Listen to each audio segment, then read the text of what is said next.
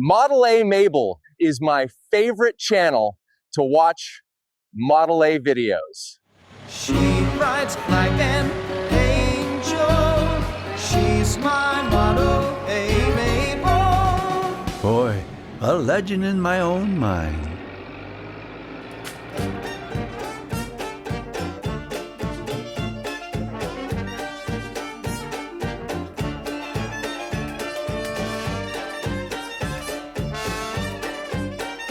Welcome back to Model A Mabel Neighborhood. I need to make two quick corrections and one small update from the last video, Otto's history. First and foremost, Otto is not a deluxe coupe. I received a message from Model A Rick Las Cruces that said, quote, "Nice car, but it is not a deluxe coupe. It's just a nice early 1930s standard coupe with optional cowl lights. The restorer decided on deluxe fabric interior instead of the original brown check. The deluxe coupe came out in the middle of 1930, so it had the new style instrument panel with a round, not oval, speedometer." End of quote. A quick search did indeed reveal that Otto is not a deluxe coupe. From what I found, the deluxe also had interior lights and a roll-down back window. I also came across claims that the standard coupe came with the trunk and the sport coupe came with the rumble seat. What is true? Well, I know there are knowledgeable folks out there that can clarify even further. The reason I reported it as a deluxe coupe was, well, that is what it said on the car title. My ignorance and failure to check that out, well, that's on me. So, from here on, I will refer to Otto simply as a coupe. Another correction was the stainless steel muffler. I reported it as being added by the previous owner, Jack, as I came across a receipt for a steel muffler. Robert informed me that his father, Greg, had added that stainless steel muffler. The third is an update. I reported in the last episode that the cork was missing on Otto's gas meter mechanism. I purchased a 5mm dual lens inspection camera, a Teslong borescope with LED light, which is claimed to be a high-definition industrial endoscope. I decided to take a quick look down Otto's gas tank. Now, the instructions warn not to use the endoscope around gas fumes. Therefore, I only allowed camera end to just peek inside. Fortunately, I did not end up on the Darwin Award list. Upon doing so, I found that Otto did indeed have a cork at the end of the solid metal shaft. However, it was submerged into the gas. Apparently, it has saturated with gas and lost its buoyancy. While there, an inspection of the tank revealed a very nice and clean tank. Therefore, the endoscope video capture supported the receipts and showed that the work was done, and it is still in terrific condition. Okay, let's look at Mabel's gas tank. First, the floater is still buoyant and appears to be made of the modern materials resistant to ethanol fuels. However, Mabel's gas tank is nowhere pristine as Otto's gas tank. As you can see, it has a lot of little rust pits. Something to take care of in time. Since I am on this endoscope, here is a look at the stuck exhaust valve cylinder 2. Here is a look at the exhaust valve cylinder 3. It is so much cleaner. As you may remember, the lights and horn on Otto didn't work. Well, a further look did reveal that the brake taillights worked. I checked this upon seeing my own video footage of Robert driving Otto off his trailer, but nothing else worked. In regard to this problem, I read two different claims.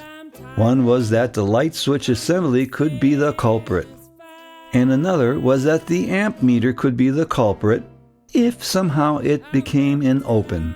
Now, the electronic schematics did not seem to follow the rules that I'm used to seeing. And with that, and my old brain, I had many senior moments. Now, the dash light worked. There was -6 volts at the alternator. Thus, an open would seem to be ruled out. But then again, the Ampmeter never wiggles, so this seems like a simple first step to start with. I removed the Ampmeter. There was a lot of black rubber type cement that made it difficult to separate the two pieces into two. However, that was eventually accomplished. I measured across the terminal contacts and got about a 1/2 ohm resistance. It actually bounced around depending on how hard I pushed the probes onto the terminal contacts. So I soldered the contacts to the plate piece going between them. I tried to keep it to a minimum so that if in the event it did heat up, the solder wouldn't be massive enough to flow downward, making more folly. Upon measurement, it then read 0 resistance. Before replacing the Ampmeter, I took the time to straighten the key back to a vertical position, and then took the time to clean up the dash plate. Once it was all reinstalled, I checked, and, well, nothing had changed. No wiggle when the key was switched, no lights and horn, except for the stoplights, occurred. Okay, this simple fix didn't fix. The Ampmeter now has to wait until Otto is back on the road. I then focused on the light switch assembly. It would not separate. From what I saw and read, it should have pulled apart easily. That did not happen for me. In trying various techniques, minor damage began to show on the aluminum shell. Thus, I stopped. Now, it is 100+ degrees outside, and that near inside, so I only spent short periods of time working each day.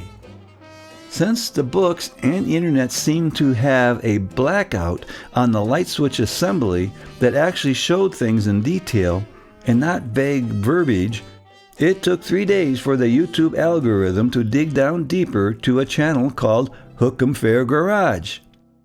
This video, in 2 parts, helped me a lot to understand what people were talking about.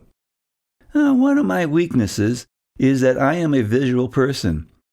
I can listen to talk all day, but if it isn't followed with some visuals, and if what that person is talking about is covered up by their back or arm or hand, it doesn't sink in easily.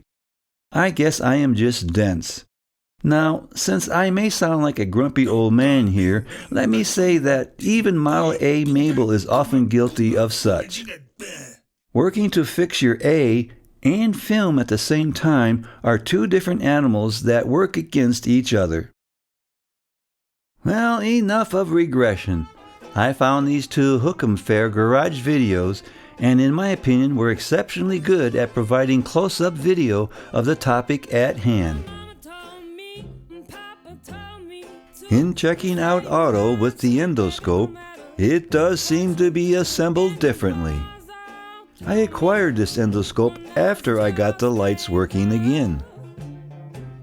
Since my eyes for close-up is poor, and the GoPro gave blurry footage, I went by the end of the rod and the position of the tabs. So, with the lights working again, I am not going to worry about it unless it becomes evident that it is indeed a problem.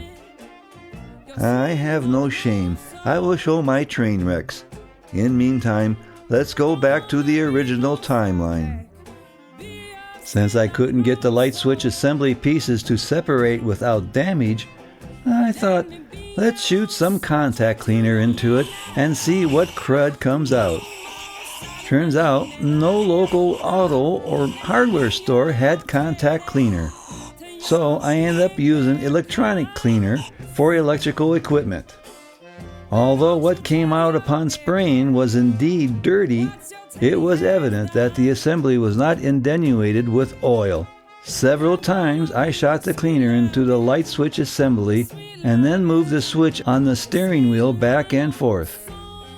Also, since Hookemfair Garage mentioned the importance of the clicking action at the lever, I discovered that at first I did not have the light switch assembly on correctly, despite that it appeared to be. A careful alignment must occur. I will leave links to these two videos. Then, after sufficient drying was allowed, I gave it a try. The driver headlight came on, but no high beams on either headlamp. The cowl lights now worked.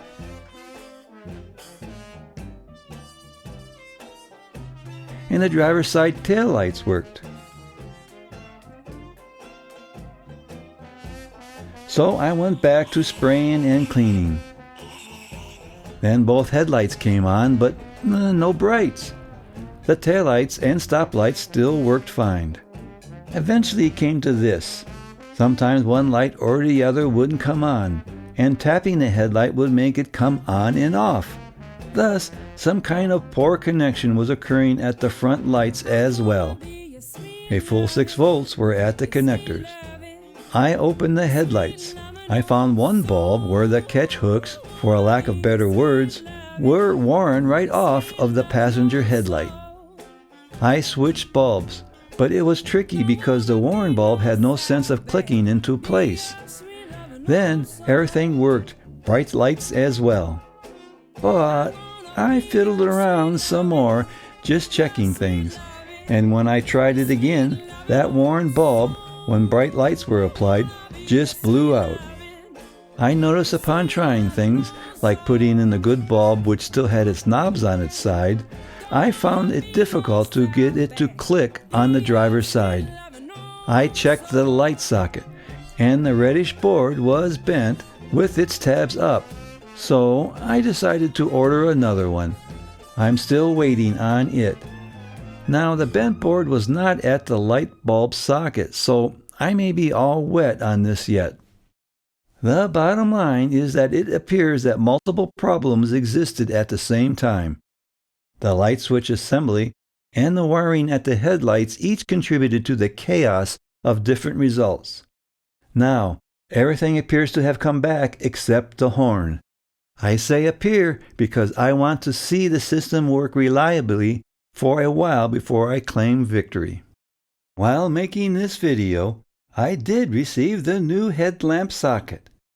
So I installed it and tried it out. Both headlights came on, as well as the brights. Now the driver's side headlight is dimmer, but that is due to the reflector being rusty, while the other side is fine. A good cleaner or a replacement is needed. The horn still does not work. 6 volts shows across the horn. One side goes to ground upon the button being pressed, but no horn. I put an independent 6-volt source across it with no horn activation. That is where I am at with the lights and horn on Otto. Now, it is summertime here in Tucson. My intention was to end the season on this channel every summer. Why? Well, it gets pretty toasty here, and my garage is not air-conditioned. We have been experiencing 100-plus degree days for a while. Therefore, Model A Mabel will be on summer vacation. I have been working several months on a light documentary as to the namesake of Model A Mabel. I know my relatives and friends wish to see such an episode, so I may have a summer special. But I can work on this in the comfort of my air-conditioned home. Additionally, Josh has a new girlfriend. She is a 2001 Crown Victoria, so he isn't quite available as before. But hey, young men have to do what they need to do, and I am happy for his new acquisition. Further, I am not going to subject Josh to potential heat exhaustion. Finally, to make sure there's no misunderstanding, this doesn't mean that work on Otto stops. It means that working in hot garages is strength zapping. It will just occur in shorter time periods and less often than the winter months. Additionally, Mabel's new radiator still hasn't arrived. Thus, I am limited in taking her out for drives. Until then, all other areas of the country and world that have their Model A's out for the summer, I will watch with enjoyment. I want to thank everyone that has subscribed. If you haven't, please do. Hit that like button, make comments, and remember the Model A Mabel neighborhood.